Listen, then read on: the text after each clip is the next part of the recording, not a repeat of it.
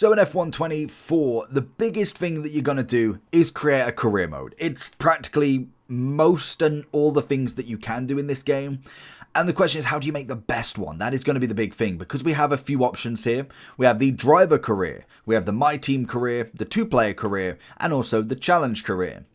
Now, the challenge career is playing against others in a driving career experience where earning the most points will see you on the top of the online leaderboard. So that's just something extra for a little bit of fun.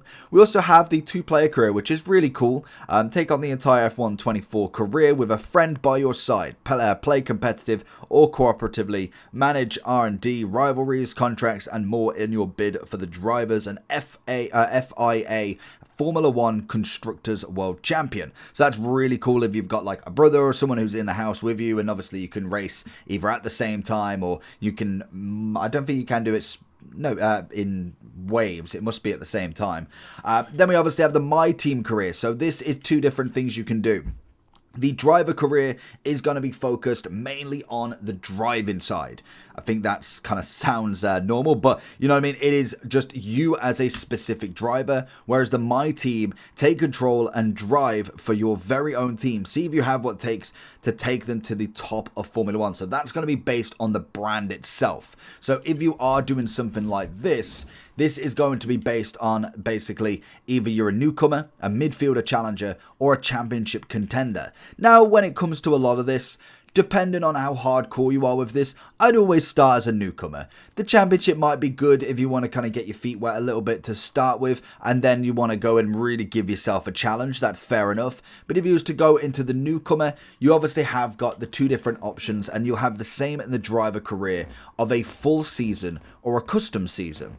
So if you go into the custom season, you basically can null any of the races. So you can see you can just, if I can go off like that, no, back one. You can go back one. There we go. And go to the custom season. You can block off one, I believe, somehow. Unless... Oh, no, okay. It will be the actual custom, of course. So you can obviously add and get rid of tracks. So if you go into this... Does that work on the... No, okay, that makes sense. So basically, if you wanted to go for either 24, 16, or 10, that is the amount of races you can get rid of. But you can get rid of specific. So say if I want Saudi, as long as you can see, 10, 11, the tracks are selected basically. So as long as you've got 10 selected, then you're absolutely fine. So if I take one off, I've got 11. You have got to have 10 on there. So you can't obviously go 11. So I personally, for me, would go with a full season. You might as well get the full experience out of it, and it gives you the most to be able to get the most points in it. Then we also have the recommended settings or the custom. Now this is going to be the best place to start because you really want to make each to their own. So straight off the bat, we can go into the assists. So if you go in, well, if you are in casual, you want to go to standard so you can see all the modes and all the different assists that you've got. And then we can kind of go through them. So say if we want to go through every single one, steering assists, you kind of want to then go through all of them to see what you actually want. Like personally for me, the dynamic race lines, I personally only like corners to start with. And when you then get fully into the game and you learn the real kind of grind of the game, you turn it off, because that's the whole point. You want to be as little assisted as possible when it comes to the actual racing lines of stuff. When it comes to like steering and braking, I normally try and make it as little as possible, because obviously when it comes to this, I would prefer to be able to be doing it. And if I make the mistake, to be fair, you've got the flashback anyway. Then obviously you've got the gearbox, which you can either, if you're obviously going for the manual or automatic, that's totally up to you. Pit assist, you can obviously turn that off or on. And then you've obviously got the ERS and DRS. I personally would turn it on because I don't think it really makes that much of a difference if not. But again, some people might have a different opinion on it. Then if we move over to the difficulty, so this is going to be two different ways. So I believe if you go into casual, you can technically turn off the... In fact, can you... No, you surely be able to do that anyway. So if I go on to standard... Oh, that's weird. So if you're on standard, you can't do that. That's very weird. I don't know why. Oh, unless you can turn it off. No?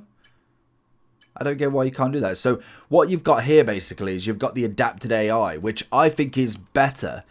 And I'm hoping that works throughout. Obviously, you start on amateur, or if you are a real beginner, you start on beginner.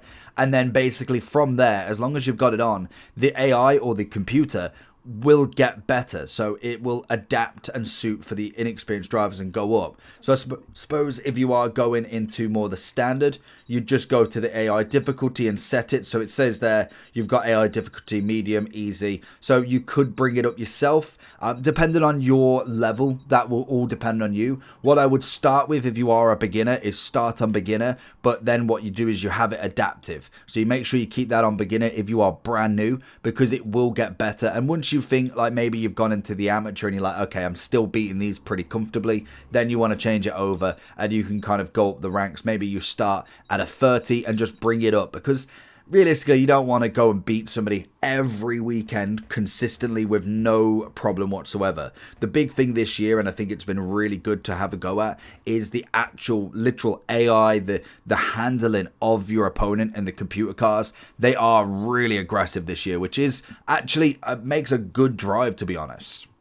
When it comes to the weekend structure, so this is going to be for the 24 races every weekend of your structure, what you're going to do every week. So you can obviously go with a full on the practice. You can obviously go with, well, you can't actually change that, to be fair. It is in the actual calendar, so you can just skip it, but you have to have the practice on there. When it comes to the qualifying format then, so the one shot I personally wouldn't go with. I would go with short. You can go with a full, but personally for me, I would say short. I don't think you need too much more. Then we have the session length. So this is going to be depending on what you're comfortable at time to do. Do you want to go through a season pretty quickly, or are you in it for the long haul? Because obviously you can go for the full, which is going to be it's a big race. Like it's a full 100% race. Whereas if it was me, if I'm looking for the kind of interested, but I'm not necessarily wanting to sit here and spend an hour, 2-3 hours every single race doing one, then I would possibly be looking at short or medium. I think the very short is if you want to really progress through the career at like really quickly. I just don't think 5 laps is enough to really get immersed. So I personally would say short is the minimum I'd go. Medium would be decent enough. You could potentially go long if you're really into it, but personally for me, I would go short and medium as a minimum. Then obviously you've got into the career settings, so you've got contained settings specific to the career mode. Driver moves allows you to specify if AI drivers can move teams through the career. I'd keep it as a yes. Facility management, if you turned off facility management, will be dealt with by your team.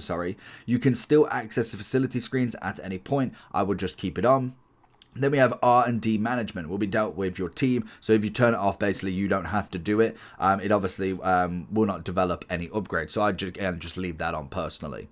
Rules and regulations. So we obviously have the flags. Normally, I believe it's set up pretty well. So I normally leave this just as it is. You can obviously go and change a little bit. So if you wanted to go, maybe the pit stop, in fact. Pit stop must be immersive. So that is basically you have got to enter the pit stop yourself as such. I think that's pretty good if you are doing the longer races as well. It just makes it a little bit more like you're not turning off, because as soon as you go to the pit stop and it's automatic, you won't be on. You will automatically turn off for them like 5 seconds and that's it. And then everything else, I believe, obviously settings will be dependent on if your controller or obviously on a steering wheel. Personally, I would try and get a steering wheel for this. It does feel a bit kind of jaggedy if you are looking for a controller, I'm not gonna lie, but when it comes to the steering wheel, it looks good. So then we obviously have got the difference between the use my team icons or skip. So use my team icons is obviously going to be in the confirmed, enable the first touch. No, if you wanted to go and use your own, then that's fair enough. And that should be everything. So now you've got your driver, so we can obviously go and customize. We can go through all of that. We can advance anyway, and then obviously have got all your clothing, your suit, and you can go through all of the customization, and then finally have got like the team name and all of that good stuff for the team side of stuff. If you're doing just the driver, it will just be a standard. It just that's all you go into it. We'll just call them team. But if you are in the My Team, then obviously you've got to put something in here, and we get to choose the contracts, or at least, the contracts per season as such. So we're going to go for the biggest signing on bonus, because why not? We'll go with a signing bonus. Then obviously we're going to go with Red. Ooh, no, we're going to go with Ferrari. Why not? And then finally we get to pick the racers. We are just going to go for the highest rated because that seems to work, doesn't it?